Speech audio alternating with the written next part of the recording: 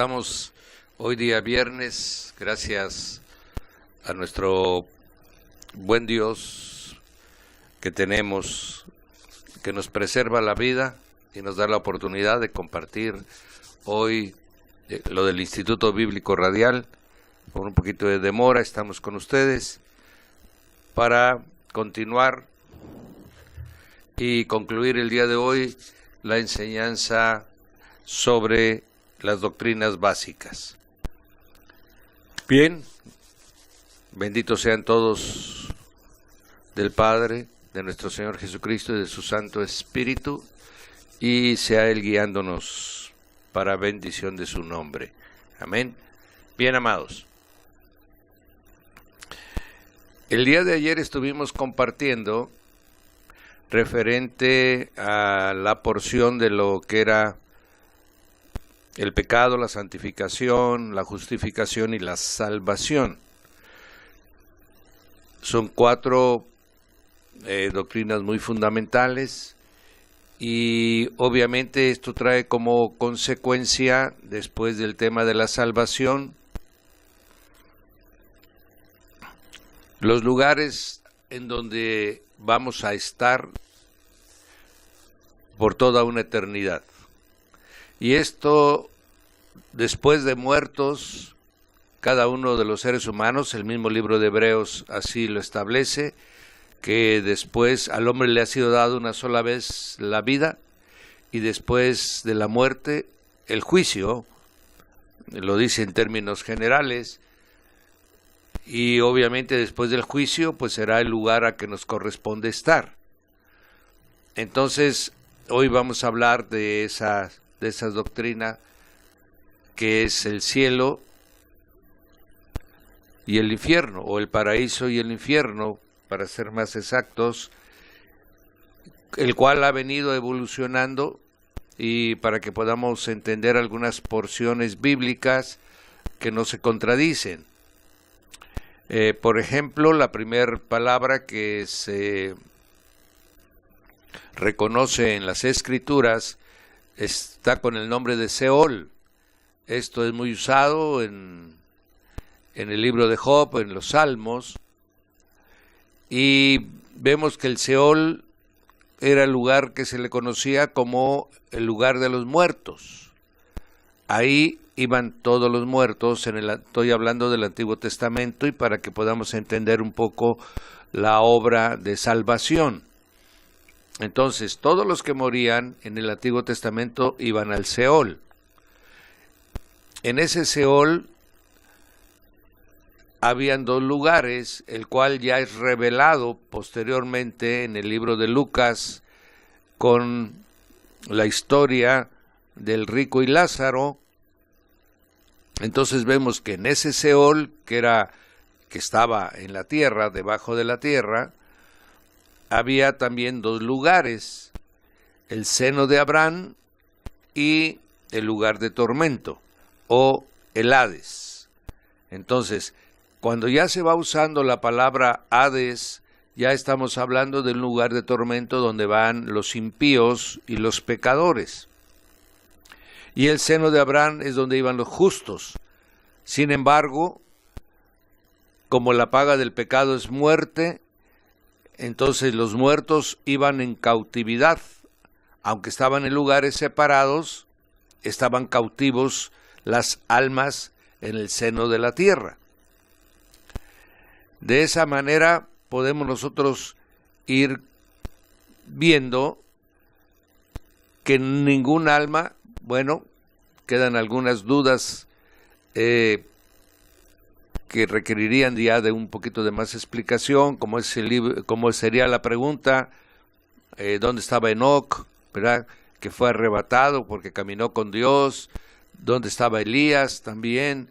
Que fue arrebatado. Bueno, esas son las particularidades que la Biblia no nos relata con todo detalle, pero sí nos dice que todos estaban en el seno de la tierra. Ahí estaba Samuel en el seno de la tierra, ahí estaba David, ahí estaba Moisés, todos estaban cautivos. ¿Por qué? Porque todos habían muerto en pecados. Bien, entonces ¿Cuándo se inaugura el paraíso? Bueno, la primera referencia que tenemos a esta porción es también en el libro de Lucas, donde el Señor le está diciendo a aquel ladrón en medio del cual fue crucificado. Había dos ladrones, uno de ellos no se arrepintió y el otro le pidió al Señor que se acordara de él cuando estuviera en el paraíso. Y esta es la primera mención que tenemos nosotros de ese lugar llamado paraíso.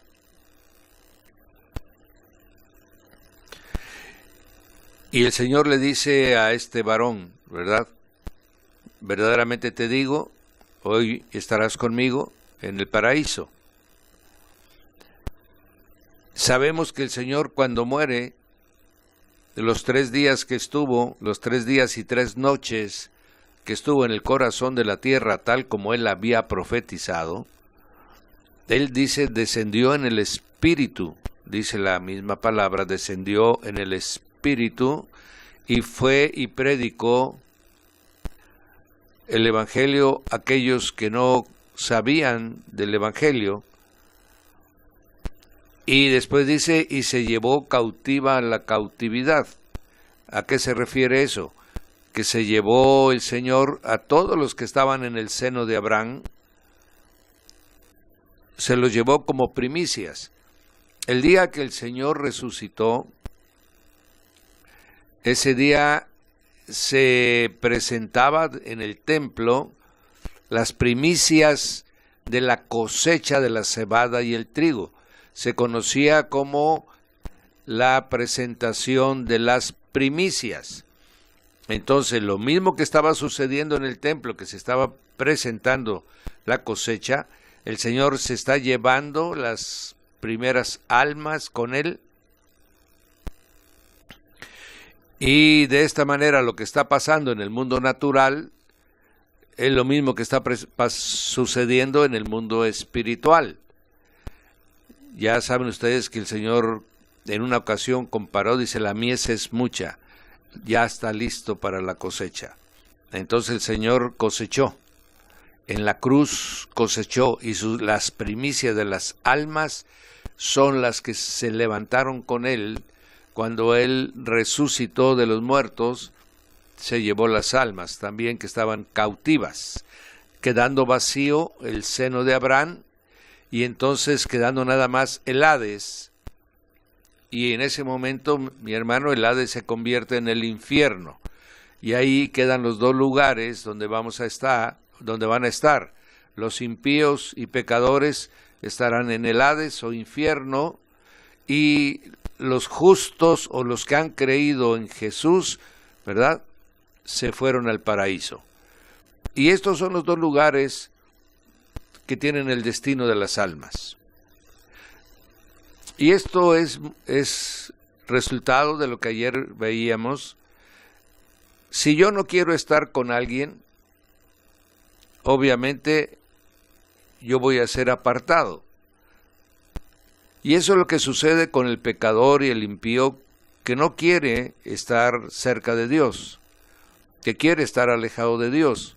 Entonces, por sus actos y la decisión de su voluntad de estar separado de Dios, esa es la razón por la cual se van a un lugar aparte que se llama infierno.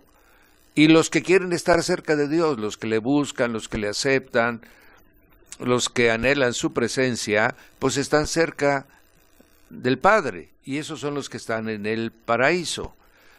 Es muy lógico y sencillo de entender, ¿verdad? Y el destino de las almas la decide la voluntad de nosotros mismos.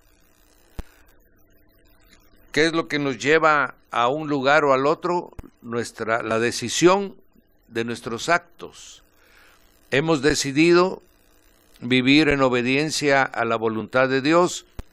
Hemos decidido regresar al diseño perfecto de Dios para poder estar en su presencia, o hemos decidido vivir totalmente en desorden y por lo tanto esa desobediencia y rebelión nos llevará a estar alejados de Dios, porque no, una persona rebelde y desobediente no es lo que Dios creó, y consecuentemente lo que Dios no creó no lo aceptará. Y esa es la razón por la que unos se irán al infierno y otros se irán al paraíso. Este es el resultado precisamente de la salvación o de la condenación. Si nosotros leímos en el en el Evangelio del apóstol Juan, en el capítulo 3, que es un versículo que es de los primeros que aprendemos, 3:16, dice: de tal manera amó Dios al mundo, que ha dado a su Hijo unigénito, para que todo aquel que en él cree no se pierda, mas tenga vida eterna. Estas son los que se pierden, están en el infierno; los que tienen vida eterna están en el paraíso. Amén. Porque no envió Dios a su Hijo al mundo para condenar al mundo, sino para que el mundo sea salvo por Jesucristo. El que en él cree no es condenado, el que en él cree no es enviado al infierno, pero el que no cree, ese ya ha sido condenado y ha sido enviado al infierno, porque no ha creído en el nombre del unigénito Hijo de Dios. Y esta es la condenación: que la luz vino al mundo y los hombres amaron más las tinieblas que la luz. Como amaron más las tinieblas, entonces se van al infierno que está en el fondo de la tierra, en tinieblas, a la oscuridad del infierno, ¿verdad? Y los que han creído en él, entonces buscan la luz, y entonces están en la presencia del que es luz, como dice también el apóstol Juan en su primera carta. Entonces la Biblia va tomando sentido, se va volviendo un todo, ¿verdad? Las piezas van encajando una en otra y vamos entendiendo que es una consecuencia de nuestras decisiones. Por eso es muy importante lo que usted decide, por eso es muy importante lo que usted ha determinado hacer todos los días, y sobre todo, si usted busca de la luz, pues ahí vivirá usted después de que termine esta vida natural, y los que buscan las tinieblas, en ese mismo lugar estarán, porque ellos han decidido no buscar la luz. Esta es la condenación. Amén. Que amaron más las tinieblas que la luz. Amén. ¿Cómo sé que estoy en la luz? Esta misma porción en el versículo 21 nos lo dice: el que practica la verdad. Amén. El que practica la verdad está en la luz. Entonces, estamos entendiendo los nombres que tiene la palabra. Por eso, si queremos usar ahora textos que están en el Antiguo Testamento, algunos de ellos ya han sido, mi hermano, revelados. ¿Por qué? Porque el Señor Jesús regeneró el diseño de Dios y volvió a establecer los lugares. El hombre vivió ¿dónde primero? En el Edén, en el huerto, que también le era conocido como el paraíso, ¿verdad?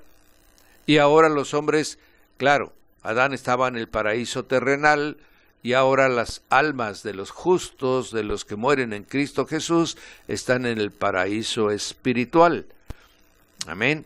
Entonces, de esta manera entendemos la consecuencia de ser salvos o de ser condenados. Esto también nos lleva a otra doctrina, que es la doctrina de la resurrección. Amén. Bien, en cuanto a la resurrección, hay que dividir dos cosas, porque muchos dicen, es que Lázaro fue resucitado. No, Lázaro fue revivido. ¿Qué quiere decir? Volvió a la vida, pero murió y fue enterrado de nuevo.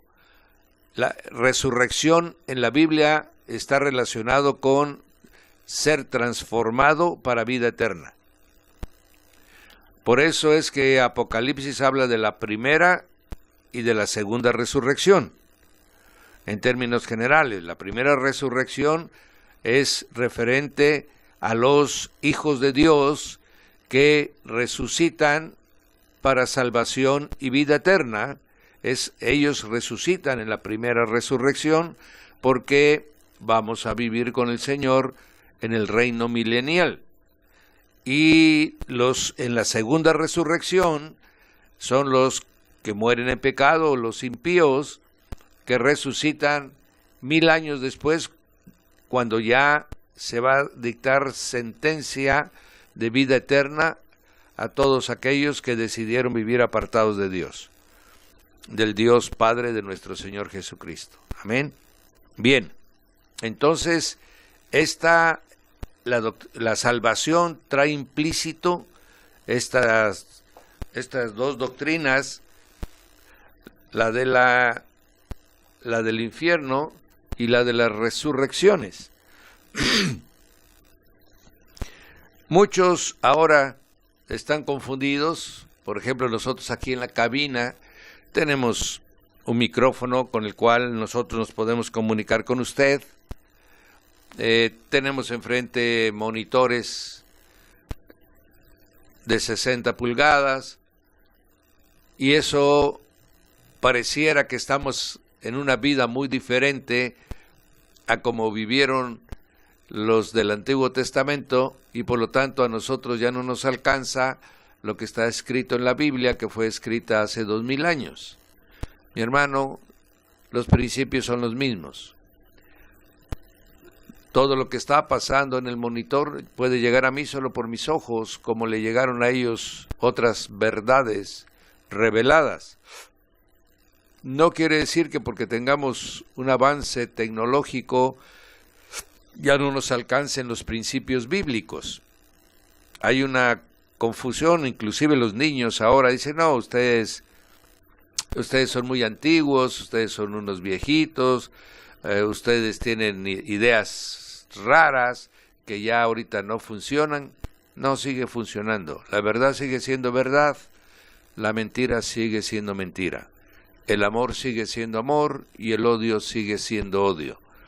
Su manifestación, el ladrón solo vino a robar, matar y destruir, y lo sigue haciendo. Antes destruía a través de los ejércitos, con caballo, con carros, con flechas, con lanzas, ahora lo hace con tanques, con aviones, pero el resultado es el mismo, es destrucción. Al final de cuentas, el resultado de lo que se logra con todas las cosas modernas es lo mismo.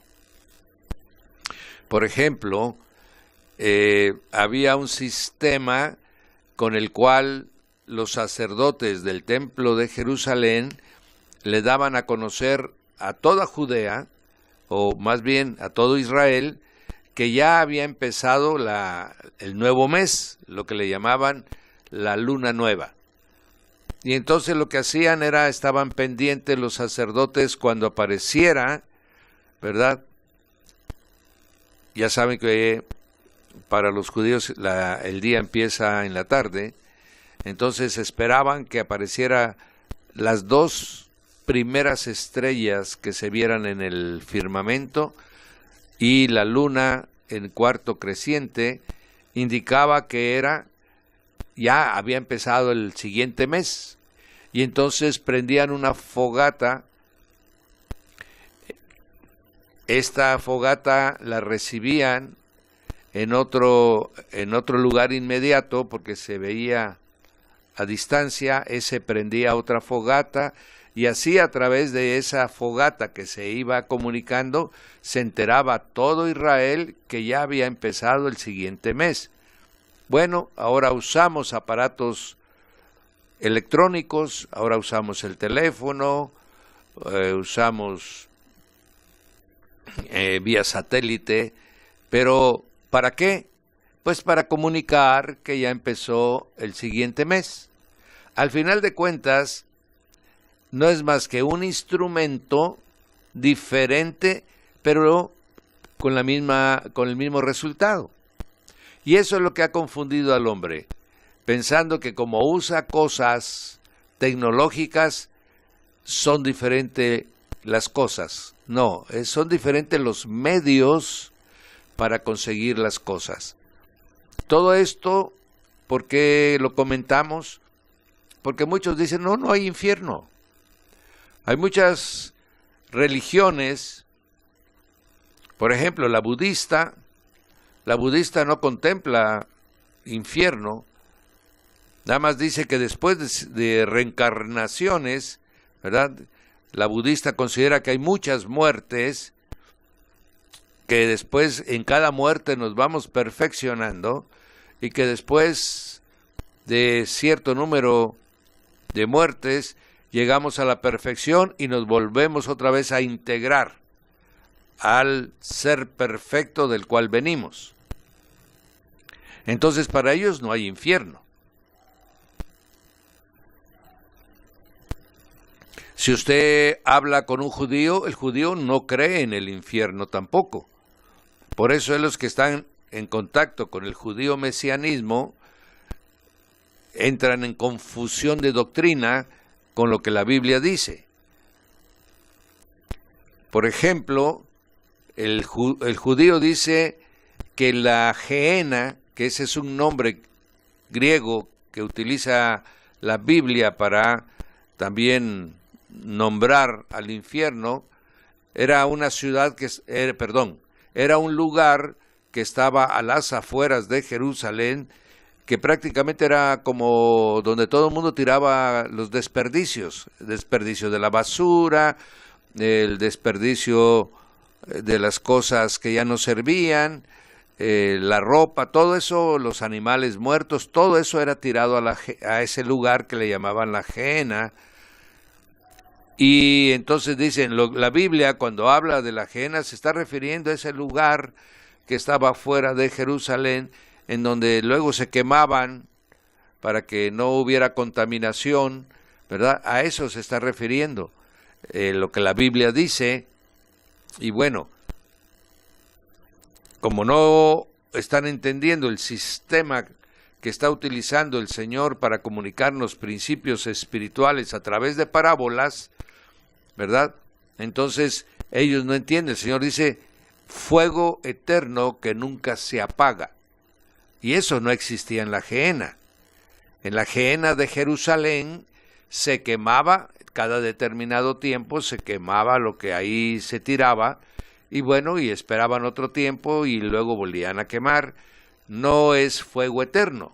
Entonces está tomando el Señor como ejemplo ese lugar, pero está hablando de fuego eterno. Entonces, los judíos pues no creen, argumentan esto con el nombre del infierno que está en las Escrituras. Sin embargo, nosotros sabemos, ¿verdad? ¿Por qué? Por la historia de Lázaro y el mendigo, de que sí hay un lugar de tormento. ¿Por qué hay un lugar de tormento? Aquí vamos a ir entrando en una doctrina que no es doctrina, sino en una verdad del carácter de Dios que ha sido distorsionado. Muchos no aceptan el cristianismo por lo siguiente. Dicen, ¿cómo es posible que un Dios de amor, que ha creado a los hombres, que inclusive envió a Jesús, su Hijo, para salvar, ahora nos vaya a mandar al infierno? ¿Verdad? ¿Qué no es amor, pues? Bien. Si Él nos ama, ¿por qué no lo amamos nosotros a Él? Una relación de amor es una relación de reciprocidad. Si alguien me ama a mí, yo no lo puedo odiar. Si alguien me hace un bien, yo debería regresar con un bien. Solo si yo tengo una naturaleza caída o pervertida, alguien que me haga un bien, yo le devuelvo un mal. Bueno, eso es el mundo, así opera el mundo. Por eso el Señor dice, bendice a los que te maldicen, ama a tus enemigos, perdona a los que te hacen daño, porque Él nos está enseñando a amar.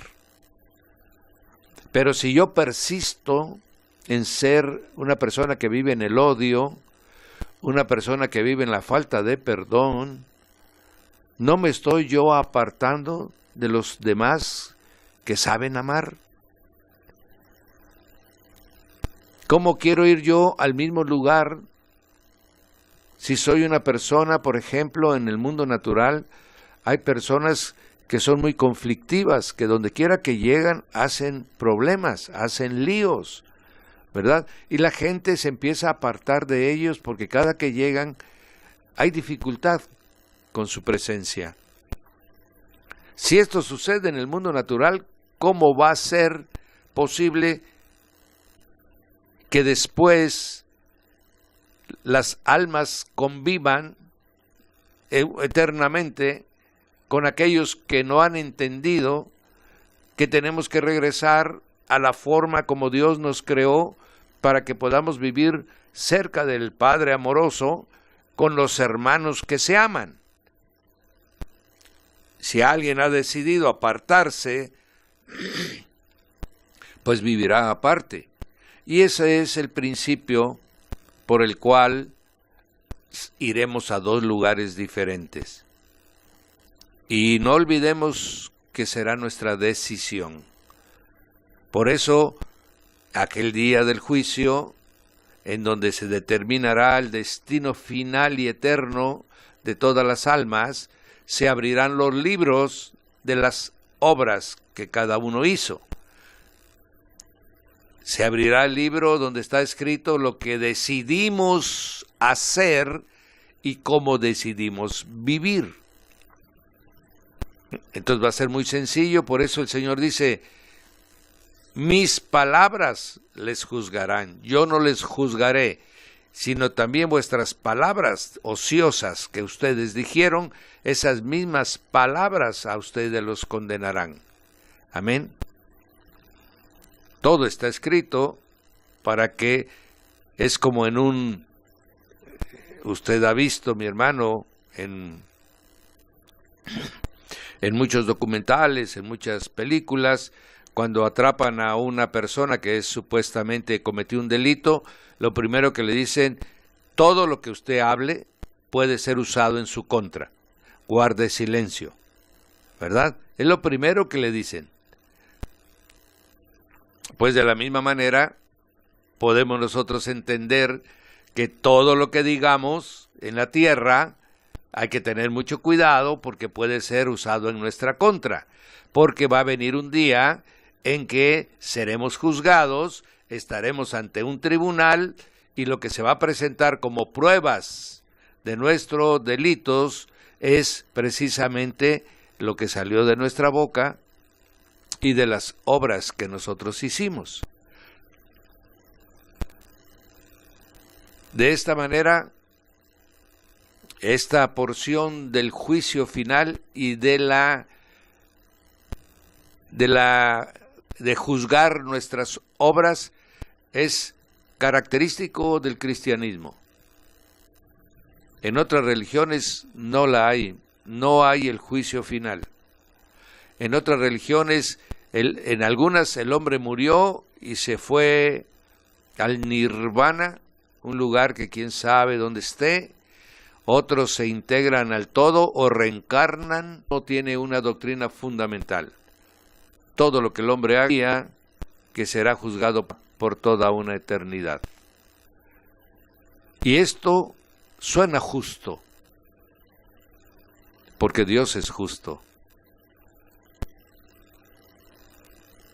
No se puede, mi hermano, llevar al mismo lugar a alguien que ha vivido con una vida desordenada, una vida de pecado, una vida de abuso.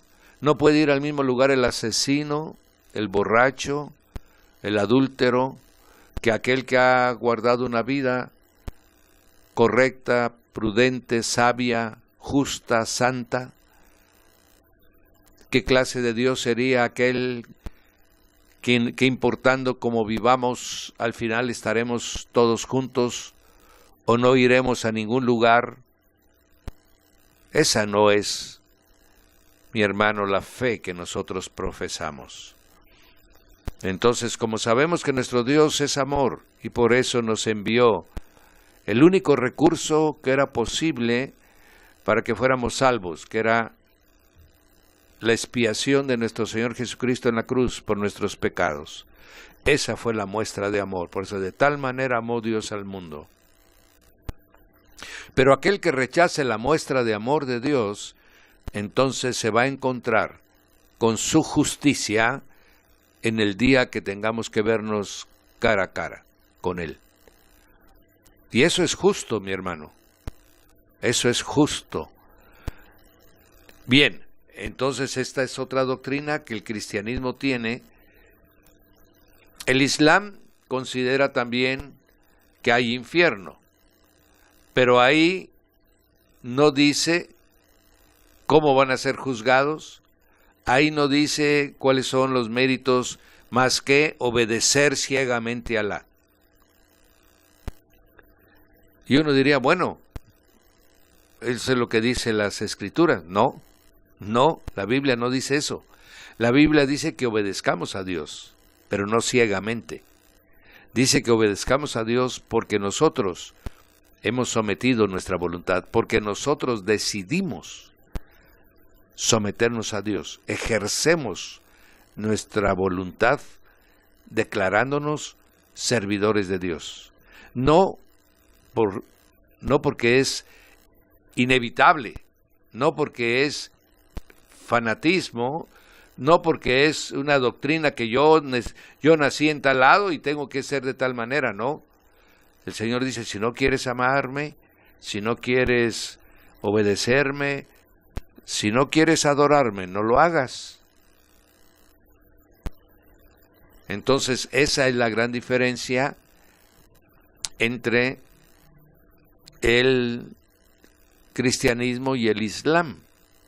Otra gran diferencia entre el cristianismo y el Islam es de que nosotros tenemos la convicción de la salvación.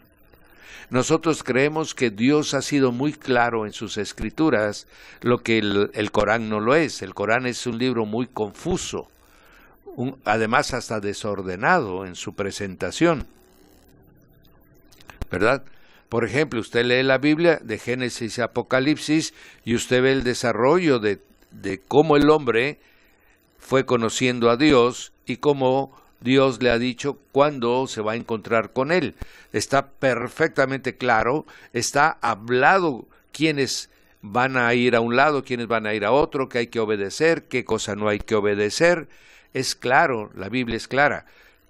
Si usted, por ejemplo, toma el Corán, para empezarse a sorprender, el principio del Corán no fueron las primeras revelaciones que le dieron a Mahoma, sino que las últimas revelaciones que le dieron a Mahoma están en el capítulo 9, y el capítulo 1 es de aquellas también de las últimas revelaciones. Entonces las últimas están al principio, las primeras están al final y están entreveradas. No hay un orden, no hay una secuencia, sino simplemente son una serie de palabras aisladas que van formando una doctrina. Pero usted no va a encontrar con claridad, por eso es necesario que el Corán sea enseñado necesariamente por una persona que ya estudió muchos años el Corán. En cambio usted, ayer recibió al Señor Jesús, en su corazón quiere usted conocer de Él, al otro día usted va a una librería, compra su Biblia y usted al tercer día ya la está leyendo. Y si usted la lee con un corazón sencillo, bajo la dirección del Espíritu Santo, usted la está entendiendo. Dios ya se reveló y quiere que todos lo conozcan. No quiere que sigamos en confusión. Entonces estamos viendo ahorita, porque la clase es apologética, cómo hay otras formas de pensamiento en otras doctrinas, ¿verdad?, que son diferentes al cristianismo.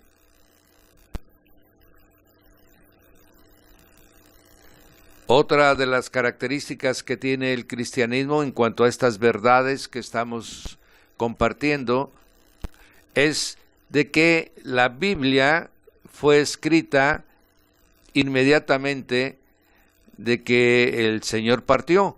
El Señor muere en el año 30 y en el año 55 ya tenemos el Evangelio de Marcos, aproximadamente el 50, luego tenemos ya el de Mateo. Para el año 60 ya tenemos Marcos, Mateo, ¿verdad? Para el año 65 ya tenemos el de Lucas también. O sea, fue muy cercano a la muerte del Señor, de tal manera que los que vivían todavía en ese tiempo habían conocido al Señor. Si lo conocieron de 30 años de edad de ellos cuando murió el Señor, cuando estaban los evangelios tenían 60, 65 años, ¿verdad? Si fueron más joven, como es el caso de Marcos, Marcos tenía 17, 18 años cuando conoció al Señor, ¿verdad? Entonces, él era muy joven cuando estaba escribiendo su evangelio, de tal manera que mucha gente podía constatar que lo que se había escrito, lo que Marcos había escrito, es lo que realmente el Señor había hablado, porque muchos lo habían oído, porque muchos habían sido sus discípulos del Señor, y por lo tanto se podía corregir si había alguna anotación equivocada por parte de los evangelistas,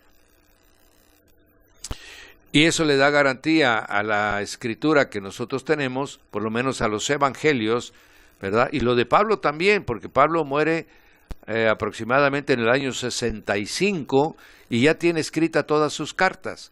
O sea, prácticamente para el año 70 ya tenemos la totalidad, excepto Apocalipsis, que se escribe en el año 90-95. De tal manera que una generación después que muere el Señor Jesús, ya se tiene todo el Nuevo Testamento, lo que no sucede con las otras religiones.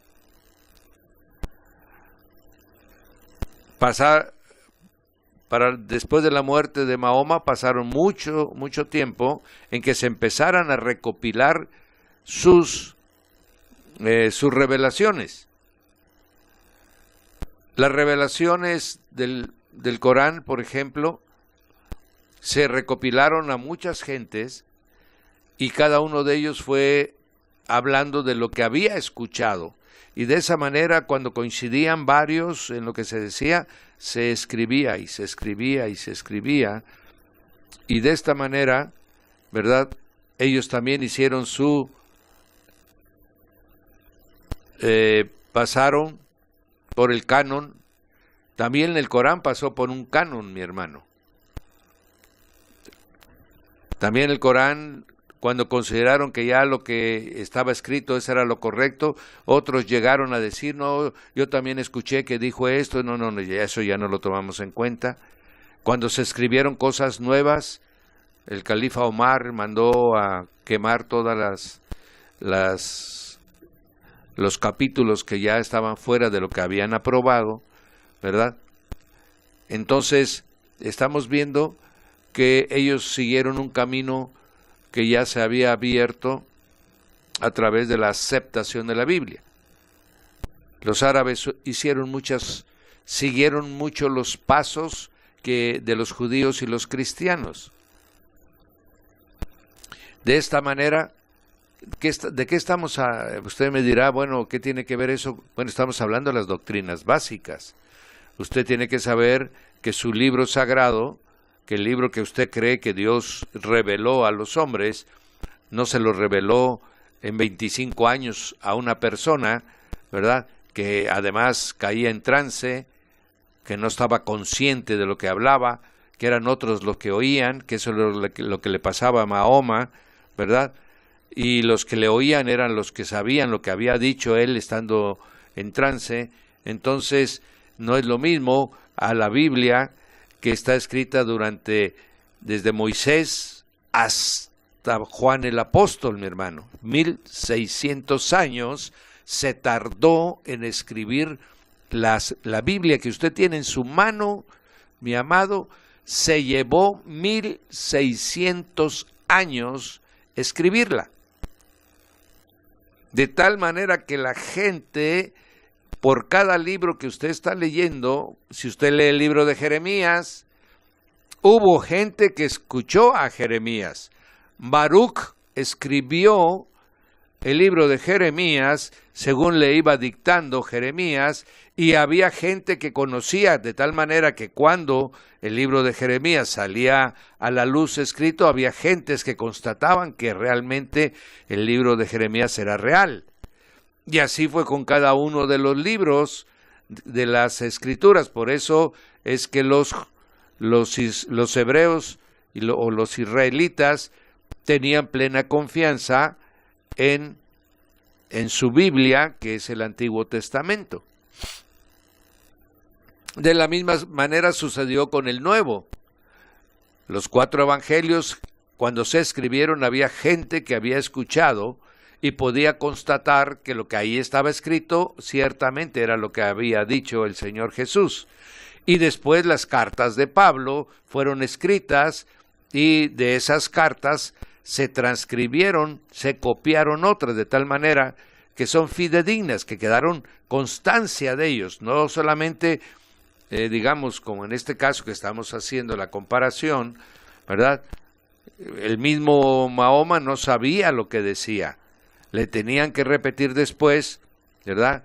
Su prima y su esposa, y su tío también, que eran los 3 que lo cuidaban cuando él tenía estos accesos de revelaciones, y ellos le decían, dijiste esto, esto y esto y esto.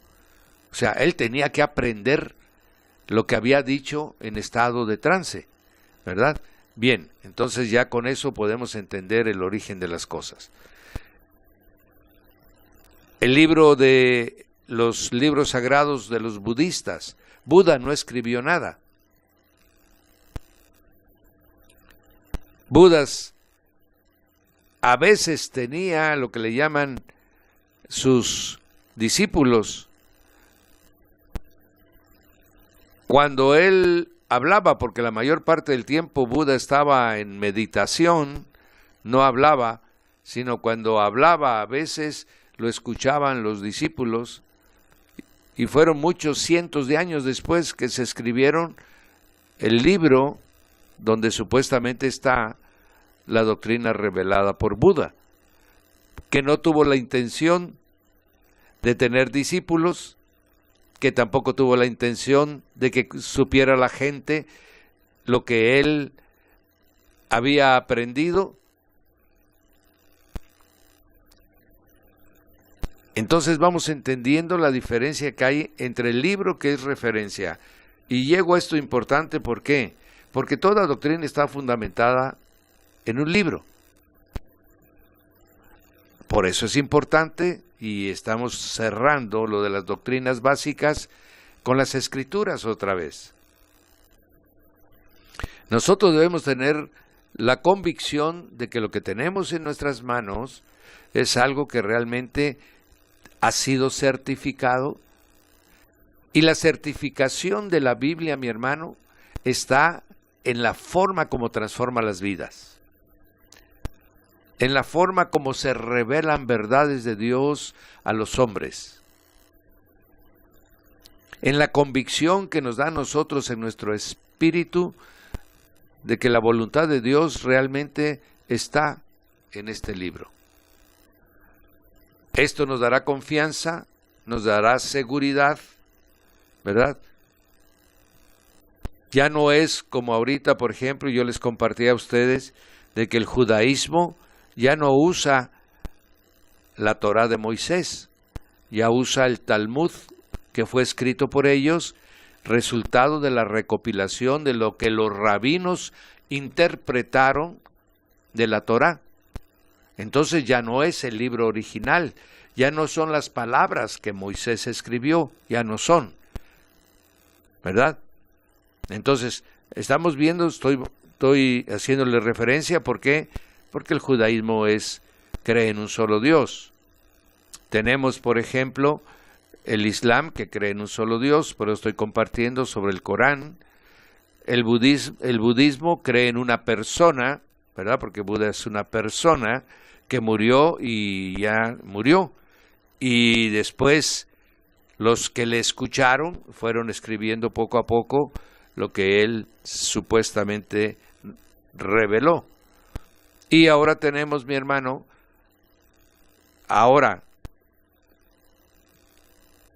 tenemos en el cristianismo, ahora vamos a hablar ya adentro del cristianismo, diferentes formas de interpretación bíblica. Por ejemplo, el protestantismo evangélico, al cual usted y yo pertenecemos, y todas las denominaciones que después de Lutero se formaron, son muchas, sí, son muchas, pero no importa, todas estamos fincados en la Biblia. Y no tenemos un libro al lado que nos sirva de complemento o que nos sirva de traductor de lo que dice la Biblia. El traductor de la Biblia para el protestantismo evangélico se llama Espíritu Santo. Amén. Y Él es el que revela la verdad y nos da a conocer todas las cosas. Bien. Ahora veamos, dentro del cristianismo, ¿cuáles divisiones hay? Bueno, veamos el catolicismo romano. El catolicismo romano no tiene solo la Biblia. La doctrina y la fe del catolicismo está fundamentado de la siguiente manera. En primer lugar, las bulas papales. Eso es lo que tienen en primer lugar. Lo que el Papa haya dicho, eso es la verdad, que cancela cualquier otra verdad que antes se haya dicho. Así que un Papa ahora puede anular lo que el Papa anterior dijo, y lo han hecho varias veces. Segundo, el magisterio y la tradición, ¿verdad? Lo que ha sido acordado en los concilios o en los sínodos de los obispos, lo que ahí acuerdan después de cosas, lo traen y se suma a lo que el Papa dijo y ya tienen ellos otro cuerpo de doctrina.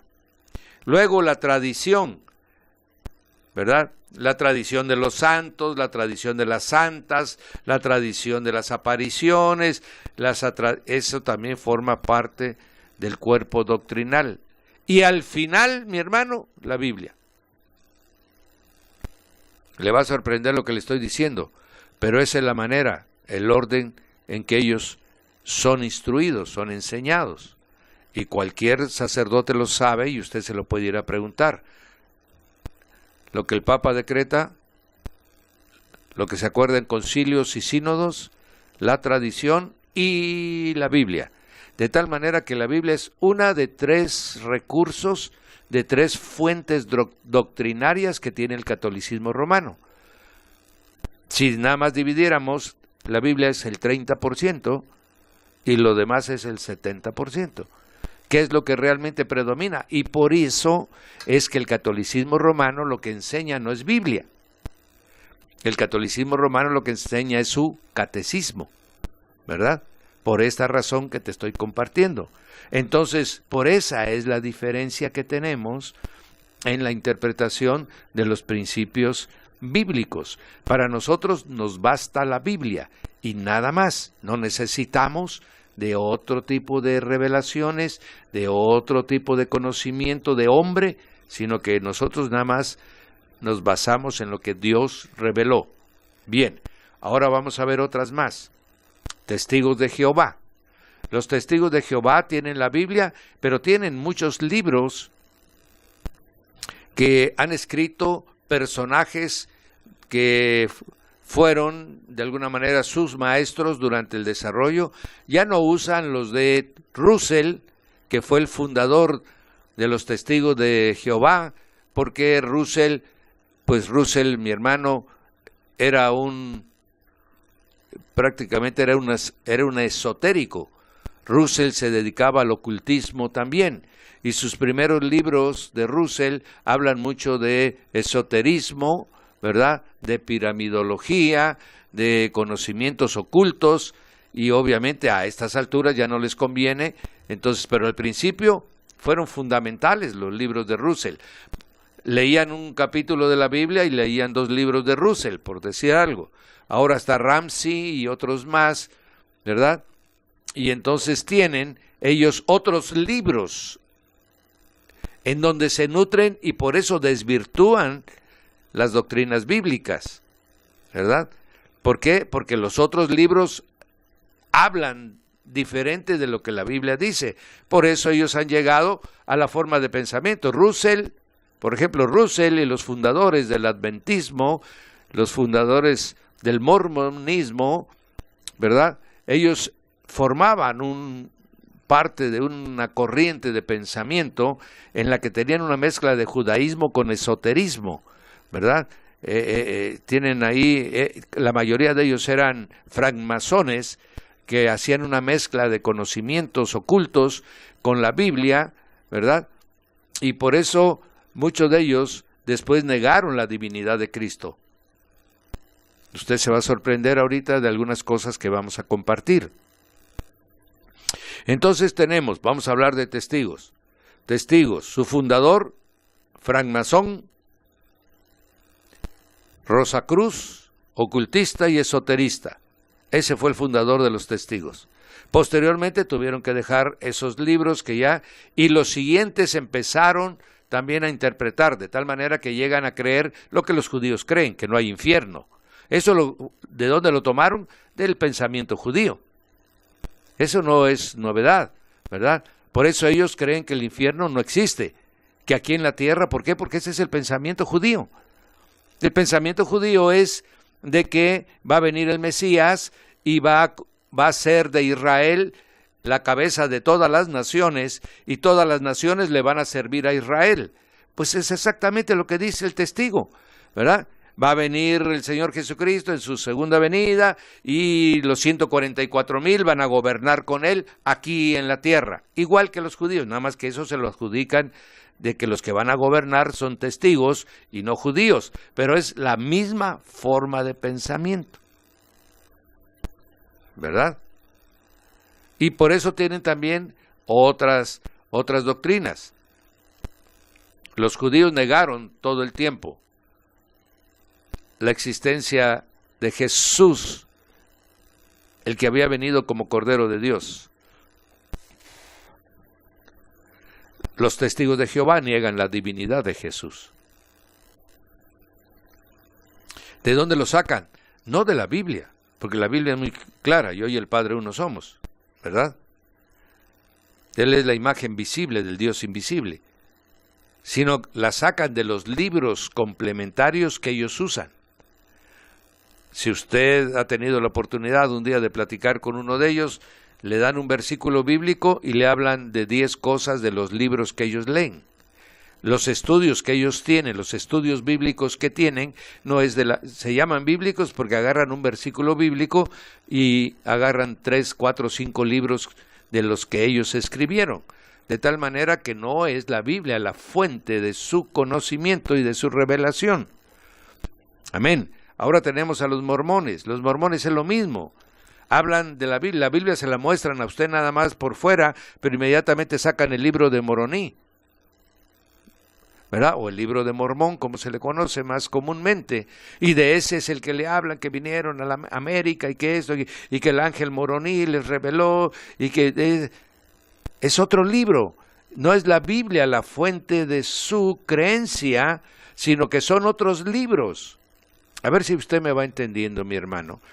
Y entonces ya no solamente es la Biblia de donde ellos toman su revelación, sino que vienen de otros libros y eso hace que se distorsione y se confunda totalmente su doctrina. Hablan de Jesús, pero de su Jesús que ya ha sido adecuado a los libros que escribieron sus fundadores.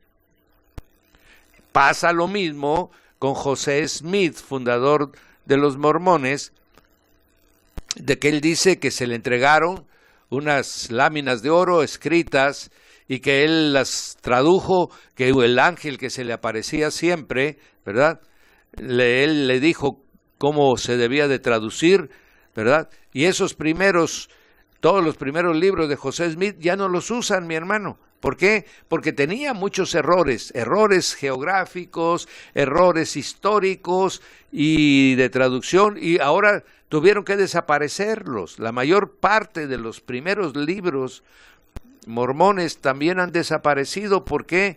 Porque ya en la actualidad, con los descubrimientos arqueológicos, con las ciencias lingüísticas que existen, han demostrado que realmente estaba lleno, plagado de errores, ¿verdad? Y entonces ya los hicieron a un lado y ya van escogiendo los libros que le convienen y esos, pero tienen libros adicionales y por eso pueden tener esas creencias que tienen, ¿verdad?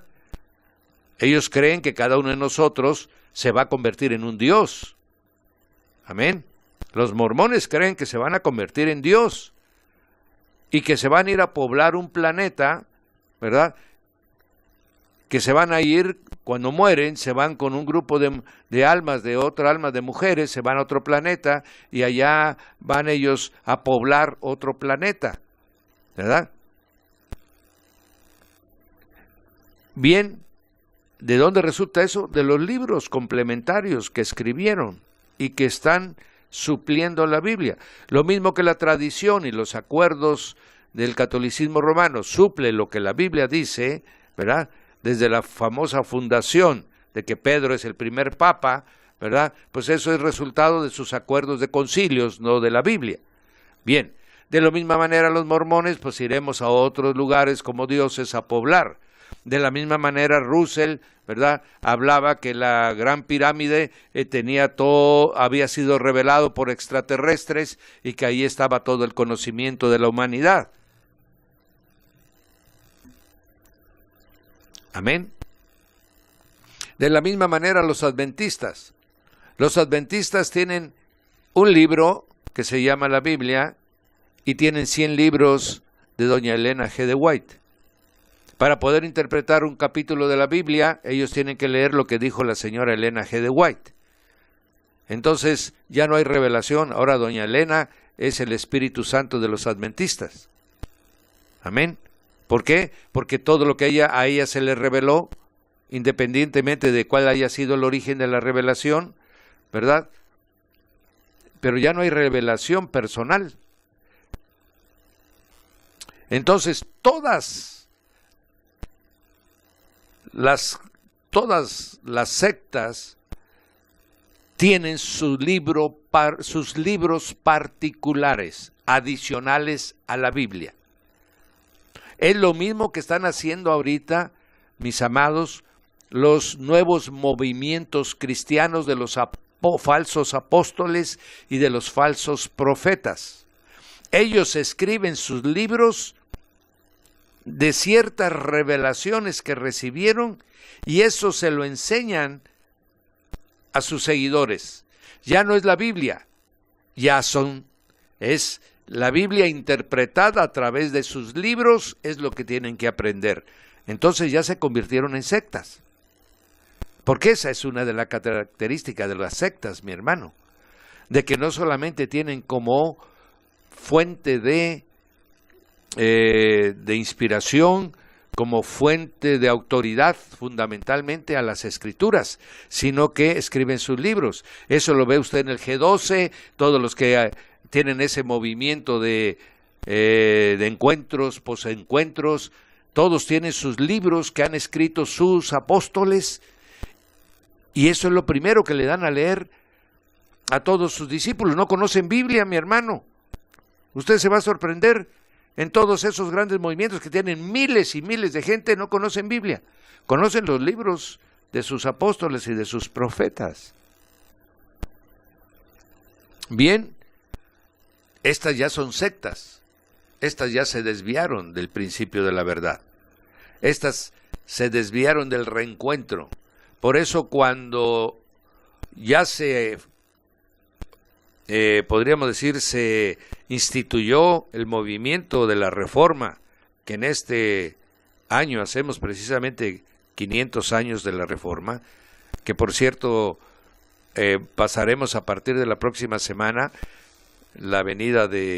se va a celebrar acá en Chiapas el mes de los 500 años de la Reforma, y el 7 de septiembre viene Alberto Motesi a dar una conferencia magistral sobre la Reforma, ¿verdad? En donde ustedes van a ser invitados totalmente gratis y ahí usted podrá ir a escuchar, y ahí nos vamos a reunir más de 5,000 evangélicos a oír esa conferencia. La Reforma llegó a la siguiente conclusión: solo la fe, ¿verdad? Solo la Biblia. Amén. ¿Por qué?